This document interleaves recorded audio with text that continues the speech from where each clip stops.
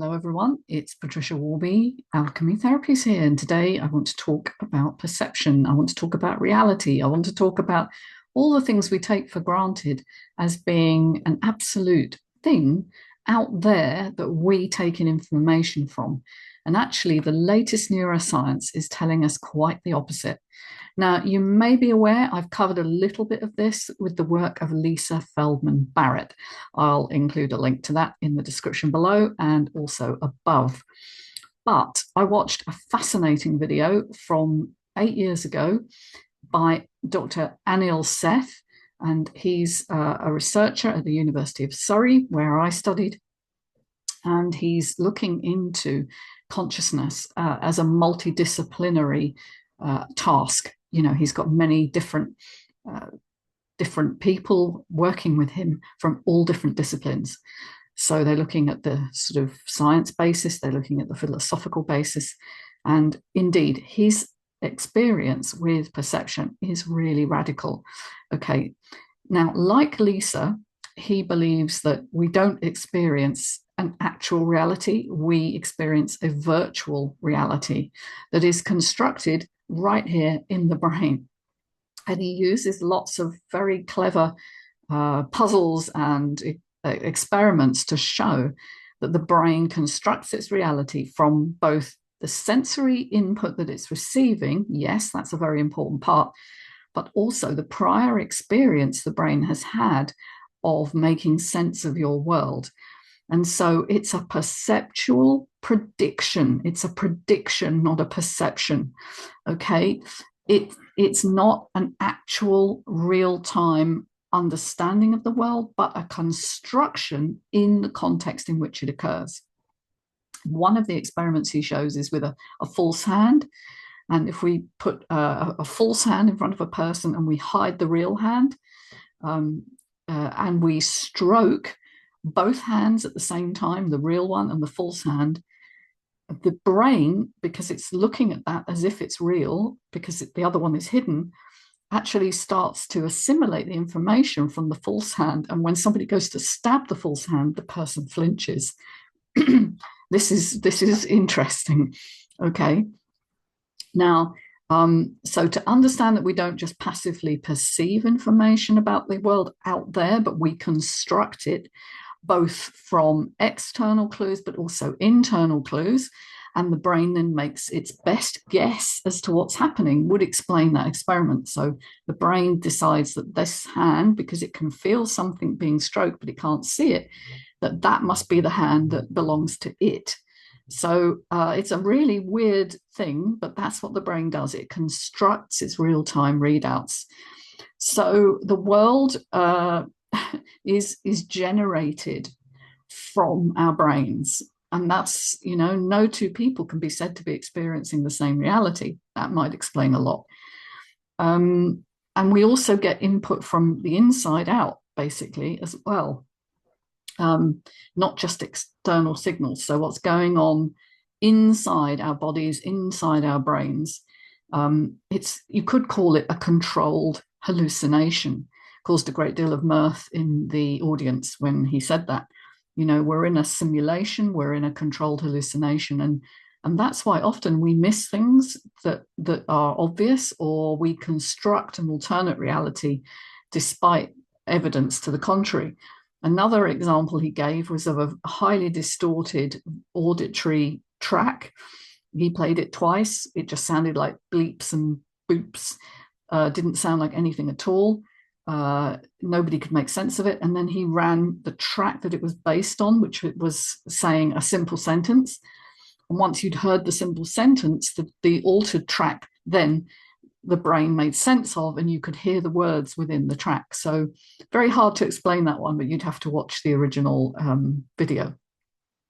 So we are sustained by the internal and external signals that we receive, plus this perceptual best guess that the brain makes about what's actually going on. And that's what reality is. Okay, so it's a bit of a mind-blowing concept, this. And it also begs the question of what is self. Now, I work a lot with people trying to bring them back to a really good connection with self, with their internal signals, their intuition, their knowledge, their wisdom, by removing the blocks to that, which are usually traumatic in origin. But what is the self? Well, you have so many different selves. You have a body, that's a bodily self. You have what you view from your eyes, a perspectival self, if you like. You have the things that you decide to do, your volitional acts, that's a volitional self. You have all the stories that you tell yourself about yourself, what I do for a living, who my family is, what my gifts and challenges are. That's a narrative self. And of course, you have all your interactions, your friends, the family members, the people you interact with. That's your social self. That one can go terribly wrong, actually, if you've had childhood trauma, because your relationship to self is altered, and thus your perception of how you fit into a wider social world can become horribly distorted by shame signals, which usually are internal feelings of worthlessness or pointlessness, or I don't belong, or I don't fit. So these different selves need to be unified in a way in which the brain can understand and therefore make better predictions about the world out there and how you need to respond. And when I'm working with people, what I'm trying to do is give them an agility or a better range of options in learning how to respond to different situations. That's the meaning of responsibility, actually bringing in a new ability to respond in new and novel ways that better serve you, rather than the knee-jerk reactions of your past, which is your predictive brain in operation. So we have this experience of self from within. Funnily enough, a lot of the perceptions that are coming in from our internal organs, what we call interoception, we don't normally experience them as things. In fact, we're hardly aware of them at all until they go wrong, to be fair. That's when you notice that. Recently, I had a kidney infection, and I suddenly became aware of where my kidneys were and how they ached and hurt. And, I felt horrible. Most of the time, I'm completely unaware. I wouldn't even know where these parts of me are unless I happen to know anatomy. So we often don't notice them until they go wrong. And that's because there's a failure of what's called homeostasis or allostasis, which is the body balancing itself within certain tight, narrow limits, which is, blood pressure, heart rate, blood pH, those kinds of things. So they're part of our internal sense of self because they are all about regulation. And our brain is not there to analyze particularly. It's about keeping that body budget in balance and making sure these things work within these very regimented, narrow limits. I mean, they are flexible, but you can't go beyond a certain pH of your blood, for instance, or obviously if your heart rate increases too much, you're liable to a stroke or a heart attack.